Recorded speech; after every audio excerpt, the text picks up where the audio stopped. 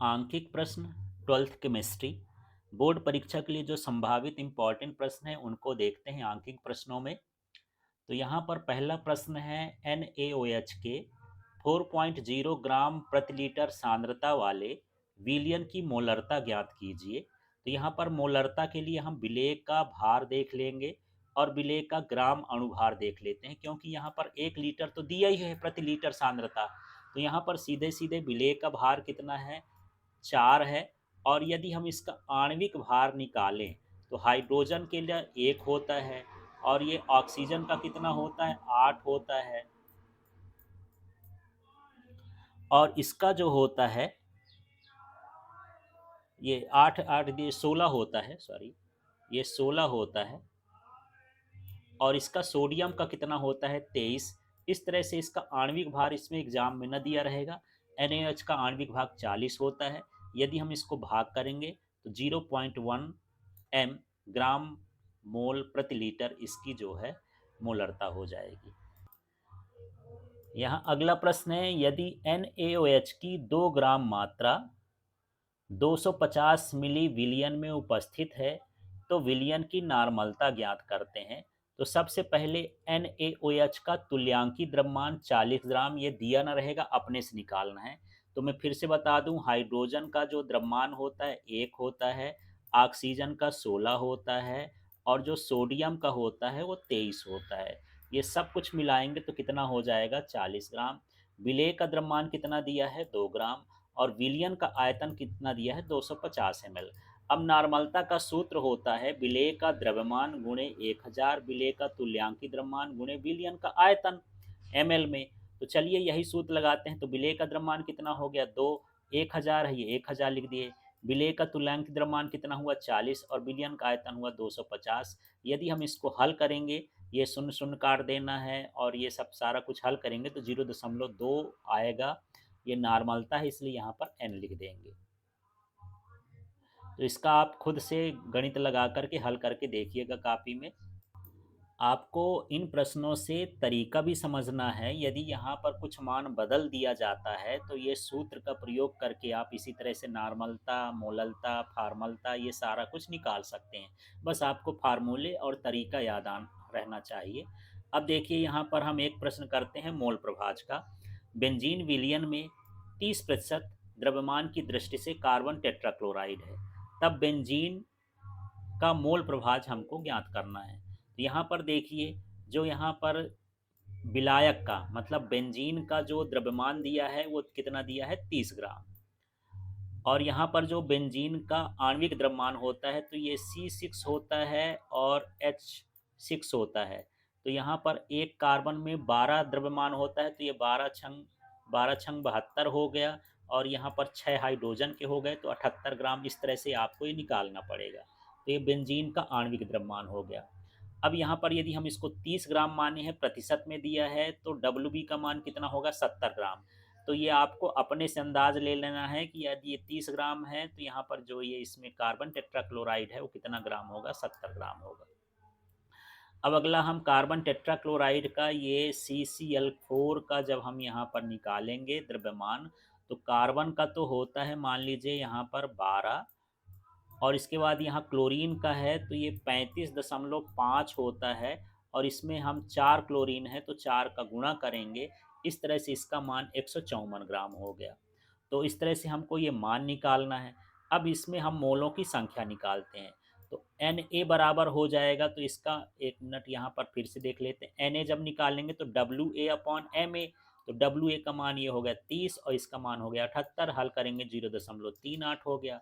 इसी तरह से NB निकालना है तो यहाँ पर WB MB, तो WB 70 ग्राम हो गया, 154 ग्राम हो गया। इसका भाग करेंगे तो 0.45 हो गया।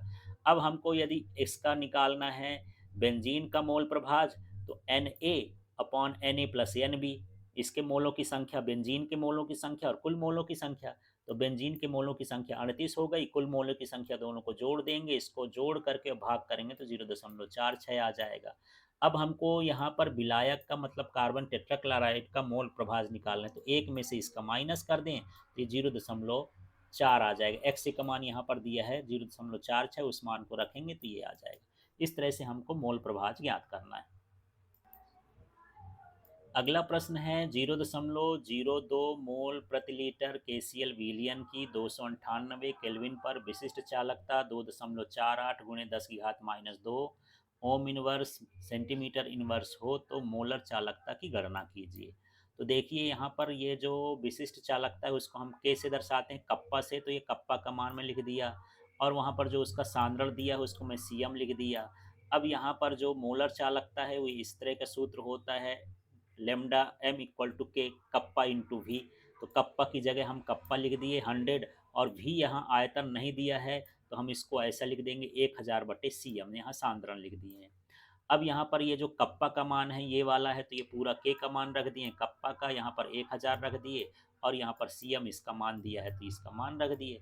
अब इसको हम हल कर देंगे तो ये 124 साइमन सेंटीमीटर स्क्वायर पर मोल आएगा। इसको हल आप खुद से कर लीजिएगा, देखिएगा कैसे कैसे आता है। अगला प्रश्न है इसमें दुर्बल विद्युत अपघट्य किसे कहते हैं, एक उदाहरण दीजिए। फिर ये LiBr लिथियम ब्रोमाइड के जलीय विलयन की अनंत तनुता पर मोलर चालकता ज्ञात कीजिए, जबकि लिथियम आयन और ब्रोमीन आयन की आयनिक चालकताएं क्रमशः 38.7 और इतना इतना दी हैं। तो सबसे पहले दुर्बल विद्युत अपघट्य समझते हैं। तो यहाँ पर दुर्बल विद्युत अपघट्य क्या है, वे विद्युत अपघट्य जो विलयन में अल्प आयनित होते हैं या पूर्णतः आयनित नहीं होते उन्हें दुर्बल विद्युत अपघट्य कहते हैं, जैसे ये CH3COH है। अब यहाँ पर लिथियम आयन की अनंत तनुता की चालकता दी है तो लेमडा अनंत बराबर ये लिख दिए, ये यहाँ से उठा लिए, केवल हम संकेत लिख रहे हैं। और यहाँ अनंत तनुता पर इसका ब्रोमीन का भी दिया है तो ये भी हम लिख लिए। अब कुलरास के नियम से यहाँ हमको कुल चालकता निकालना है तो ये जो कुल चालकता है समस्त आयनों की योग के बराबर होती है। इसलिए यहाँ पर देखिए यदि अनंत चालकता हम लिथियम ब्रोमाइड का निकालते हैं तो ये चालकता इस आयन की चालकता और इस आयन की चालकता के योग के बराबर होगा। इसका मान जो है ये दिया है, ये लिख दिए और यहाँ ब्रोमीन की चालकता का मान ये दिया है, दोनों को जोड़ देंगे तो चालकता निकल जाएगी। अब यहाँ प्रश्न है प्रबल विद्युत अपघट्य किसे कहते हैं। यहाँ BaCl2 के जलीय विलयन की अनंत तनुता पर मोलर चालकता ज्ञात करना है। यहाँ पर बेरियम आयन और क्लोरीन आयन की आयनिक चालकताएं ये दी हुई हैं। तो चलिए इस प्रश्न के अनुसार हम सबसे पहले देख लेंगे। तो पहले प्रबल विद्युत अपघट्य समझते हैं। तो वे विद्युत अपघट्य जो विलयन में पूर्णतः आयनित हो जाते हैं प्रबल विद्युत अपघट्य कहलाते हैं, जैसे NaCl है। अब यहाँ पर अनंत तनुता पर बेरियम आयन का दिया है ये मान तो ये लिख देंगे, यहाँ दशमलव है, ये समझ लें 127.30 है। इसके बाद यहाँ पर देख लेते हैं जो हमको Cl आयन की अनंत तनुता पर ये मोलर चालकता दिया है, ये Cn आयन की लिख दी है। अब कुलरास के नियम के अनुसार क्या है कि ये जो मोलर चालकता है आयनों के चालकता के योग के बराबर होती है। तो यहाँ पर हम क्या लिखेंगे समझ लीजिएगा थोड़ा सा। यहाँ पर जब ये लिखेंगे कि ये Ba2+ है, यहाँ 2+ है और क्लोरीन में 1 माइनस है, तो यहाँ पर हम कैसा लिखेंगे, यहाँ पर आपको ध्यान देना है। ये देख लीजिएगा, ये मैं BaCl2 लिख दिया और ये 127 लिख दिया। अब 2+ के लिए क्लोरीन कितना लेना पड़ेगा, 2 लेना पड़ेगा, यहाँ 2 है। तो आपको ध्यान देना है कि हमको इसके आयनों को संतुलित करना है। इसमें 2+ है, क्लोरीन में 1 माइनस है, तो यहाँ पर हमको 2 Cl लेना पड़ेगा, इसलिए यहाँ पर हम 2 का गुणा कर लिए। तो 2 और फिर ये Cl का मान और फिर हम इसको गुणा करके जोड़ देंगे तो इस तरह से ये मान आ जाएगा। अब यहाँ अगला प्रश्न है M30CH3COH की आणविक चालकता 9.625 साइमन तथा अनंत तनुता पर आणविक चालकता 385 साइमन है।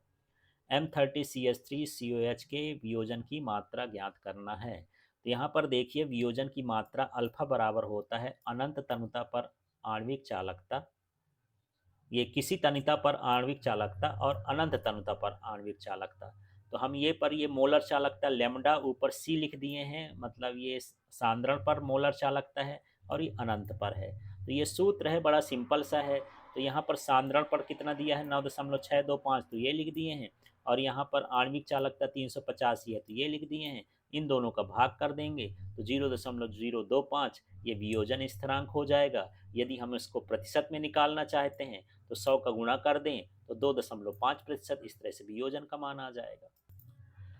अब यहाँ प्रश्न है एसिटिक अम्ल के लिए अनंत तनुता पर मोलर चालकता का मान ज्ञात करना है। यहाँ पर अनंत तनुता पर मोलर चालकता HCl का दिया है ये NaCl का दिया है और इसका दिया है। तो जो मान दिया है वो हम नीचे भी लिख लेंगे जब हल करेंगे। तो यहाँ पर देखिए एसिटिक अम्ल दुर्बल विद्युत अपघट्ट है, तो HCl NaCl और CH3CONO प्रबल विद्युत अपघट्ट हैं, अतः कुलरास के नियम से। क्योंकि दुर्बल विद्युत अपघट्ट की जो चालकता है वो प्रबल विद्युत अपघट्ट से निकाली जाती है। तो ये देखिए यदि ये हम HCl को आयनों में विघटित करेंगे तो इस तरह H प्लस और Cl माइनस कर देंगे।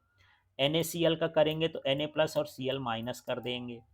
इसके बाद यहाँ पर आगे के स्टेप में देखिएगा, आपको CH3CON का करना है तो CH3CO माइनस और Na प्लस कर देंगे। अब हमको CH3CO का करना है तो ये CH3CO माइनस और H प्लस हो जाएगा। अब यहाँ से आपको सोचना है कि इसमें से हम क्या जोड़ें और घटाएं कि इतना बचे। तो देखिए ये वाला इसमें है, इसका मतलब इसको हमको बचाना पड़ेगा, और ये वाला है इसमें। तो ये मान के चलिए कि यदि मैं इसको 1 नंबर दे देता हूँ, इसको 2 नंबर दे देता हूँ, इसको 3 नंबर दे देता हूँ, तो इसका मतलब है कि 1 और 3 को जोड़ना है, क्योंकि CH3CO में ये एक भाग इसका लेना है, एक भाग इसका लेना है। H प्लस उसमें आ रहा है, इसमें इससे आ रहा है, इसलिए को जोड़ेंगे और ये वाले को घटा देंगे। तो यहाँ पर इसी तरह से इसको लिखा गया है कि हम CH3CO माइनस इसको इस तरह से लिख सकते हैं कि ये Na प्लस और ये Cl माइनस है। ये अपने से आप लोग बना सकते हैं। बनाने का मतलब यही है कि आप जो है इन दोनों को जोड़ के लिखिए।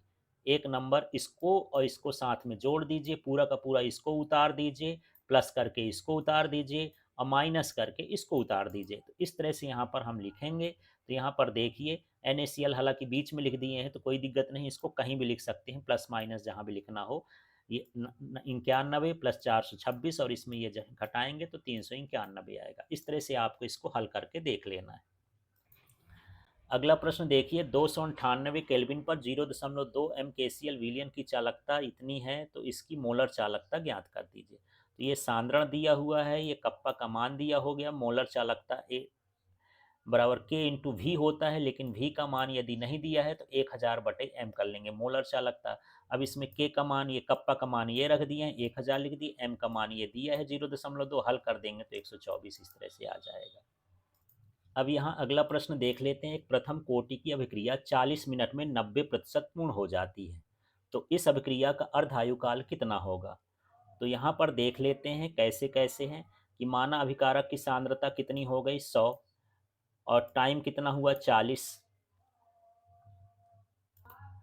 यहाँ जो x का मान है वो 90 हो जाएगा, क्योंकि ये हम इसको 100 मान लिए हैं, 90% पूर्ण हो गए 100 में, तो यहाँ 90 हो गया। अब जो हमारा समाकलित दर समीकरण होता है प्रथम कोटि का, तो k बराबर 2.303 टी लॉग ए अपॉन ए माइनस एक्स होता है। इसमें मान रख देते हैं तो 2.303 लिख दिए, टी का मान 40 मिनट है तो 40 लिख दिए, लॉग लिख दिए, ए का मान कितना है 100 तो 100 लिख दिए, एक्स का मान कितना है 90 तो यहाँ 90 लिख देना है। आगे हल करते हैं तो के 2.3 ये सारा कुछ लिख दिए। यहाँ पर हल करने पर यहाँ पर 10 आ जाएगा, लॉग 10 का मान 1 होता है। इस तरह से इसमें हम भाग कर लेंगे तो के का मान 5.757 गुणे 10 की घात -2 आ जाएगा। जो भी मान भाग करने पर आया आप इसमें लिख लीजिएगा। अब यहाँ पर हम जानते हैं कि यहाँ पर एक सूत्र और लिखना था अर्धायु काल। अब यहाँ अर्धायु काल का सूत्र जब हमको के का मान मिल जाएगा तो ये सूत्र लगाएंगे, टी हाफ बराबर 0.693/के, ये अर्धायु काल का सूत्र होता है। तो 0.693 हो गया और यहाँ पर ये के का मान रख देंगे, हल करेंगे तो 12.03 मिनट इसका मान आ जाएगा। अब यहाँ अगला प्रश्न है प्रथम कोटि की अभिक्रिया के लिए वेग स्थिरांक माने के का मान 60 प्रति सेकंड है। अभिक्रिया को अपनी प्रारंभिक सांद्रता का 1/16वां भाग रह जाने पर कितना समय लगेगा। तो चलिए इसको भी हल करके देखते हैं। तो यहाँ पर जो है टी का मान हमको निकालना है, तो ये सूत्र होता है समाकलन दर का समीकरण है प्रथम कोटि की अभिक्रिया के लिए। तो 2.303/टी होता है, के इधर होता है तो टी निकालना है, इसलिए के को इधर कर दिए। लॉग ए माइनस ए अपॉन ए माइनस एक्स होता है। अब यहाँ पर इसका मान रखते हैं, ए का मान कितना दिया है, ये 1 दिया है, और के का मान कितना है यहाँ पर 60 प्रति सेकंड, ये वेग स्थिरांक का मान दिया है, और यहाँ ए माइनस एक्स का मान दिया है 16 की 16वां भाग है। तो यहाँ पर मान रखते हैं। तो यहाँ पर देख लिए टी का मान कितना, ये के का मान, सॉरी यहाँ पर के लिख लेते हैं सूत्र में, तो ये टी लिख देते हैं ऐसा। तो यह इस सूत्र के हिसाब से के का मान कितना हो गया 60, 2.3030 ये टी लिख दिए, फिर लॉग लिख दिए, ए का मान 1 है, ये 16 है। अब इसको हम हल करेंगे तो टी को उधर कर देंगे, 60 को नीचे लगा देंगे, ये लॉग 16 हो जाएगा। तो लॉग 16 को देखना है, थोड़ा सा लॉग 16 को हल करके देखेंगे। लॉग 16 को हम ये लिखेंगे 2 की घात 4। अब इस 4 को सामने रख देंगे तो ये हो जाएगा 4 log 2, और log 2 का मान कितना होता है, यहाँ पर हो जाएगा 4 गुणे 0.3010। ये तो इधर का हो गया। अब हमारे पास यहाँ 2.30 और बचा है, तो यहाँ 2.303 ये भी लिखेंगे। फिर बटे में क्या करेंगे, यहाँ 60 करेंगे। जब इसको हल करेंगे तब आपका टी का मान आएगा, जितना आएगा वो आप इसमें लिख देंगे। तो आपको तरीका पता होना चाहिए कि कैसे हमको समय निकालना है और कैसे हमको जो है वेग निकालना है।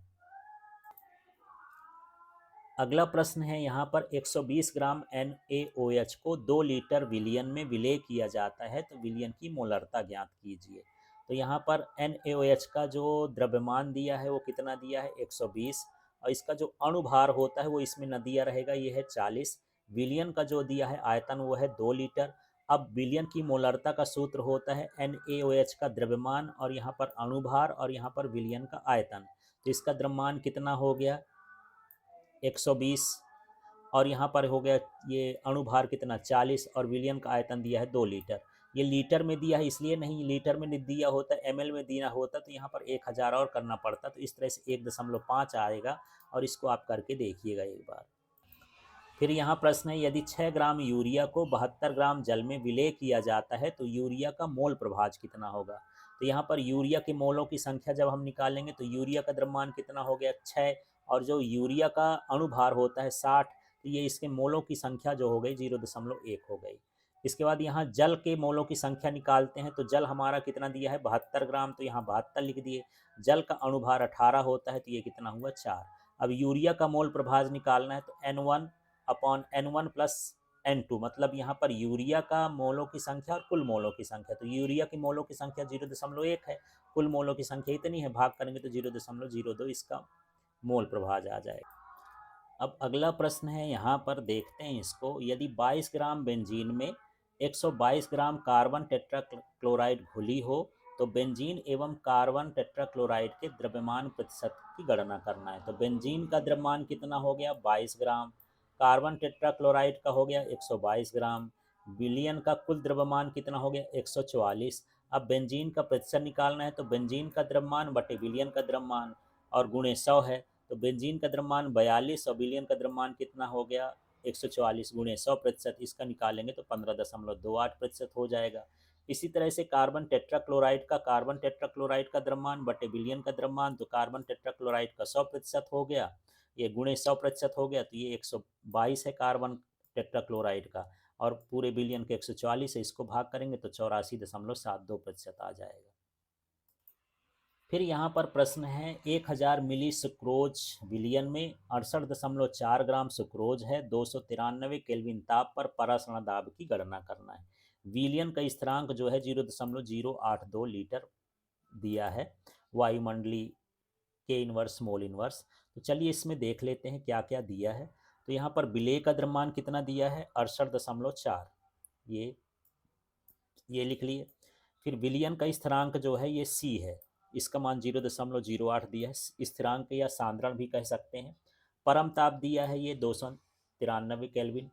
अब यहाँ पर MB माने मालिक्यूलर द्रव्यमान जो है आणविक द्रव्यमान की कौन सा विलेय है, ये सुक्रोज है।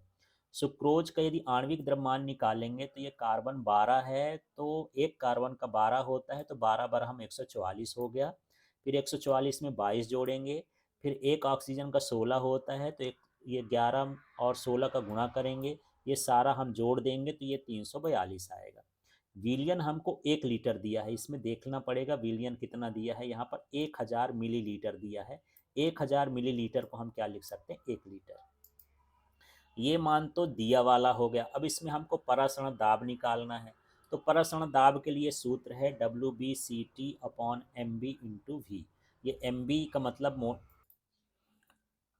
अब हमको ये सभी मान प्राप्त हैं। परासरण दाब का सूत्र होता है पाई बराबर CRT। यहाँ पर सांद्रण नहीं दिया है तो यहाँ पर हम W/MB लिख लेंगे। और यहाँ पर 1 लीटर दिया है तो 1 लिखने की ज़रूरत नहीं है, इसलिए यहाँ WA का मान यहाँ 68 है, ये लिखा हुआ, ये लिख लेंगे। इसके बाद अगला यहाँ पर देख लेंगे मान रखने के बाद। MB का मान ये 342 है, MB का मान तो ये 342 लिखिए, आणविक द्रव्यमान। R जो है ये गैस नीतांक होता है, इसका मान ये होता है 0.821, ये रखेंगे, आपको दिया न रहेगा। T का मान क्वेश्चन में दिया है 293, तो ये मान रख दिए। अब ये सारा कुछ हल करेंगे तो 4.8 ATM इसमें मान आएगा। चलिए अब यहाँ पर हम अगला प्रश्न देखते हैं। प्रश्न है कोलरास का नियम अनुप्रयोग सहित समझाइए। निम्नलिखित आंकड़ों की सहायता से NH4OH की अनंत तनुता पर मोलर चालकता ज्ञात कीजिए। तो इस प्रश्न को मैं छोटा कर देता हूँ, ये पिछले साल आया है तो यहाँ पर नहीं देखते हैं, केवल ये देखते हैं कि निम्नलिखित आंकड़ों की सहायता से NH4OH की अनंत तनुता पर मोलर चालकता हमको ज्ञात करना है। तो यहाँ देखिए, ये NH4Cl की मोलर चालकता दिया है, क्वेश्चन में दिया रहेगा। NaOH की मोलर चालकता दिया रहेगा, NaCl की मोलर चालकता दिया रहेगा। हमको इसकी ज्ञात करना है। तो सबकी चीज़ों का हम लिखते हैं। ये NH4AH को हम कैसे ज्ञात करेंगे कि जिसमें NH4 होगा और OH होगा उसको जोड़ेंगे, बाकी चीज़ को घटाएंगे। तो देखिए NH4 हमारे पास किस में है, इसमें है NH4, और इसके बाद OH किस में है, इसमें है।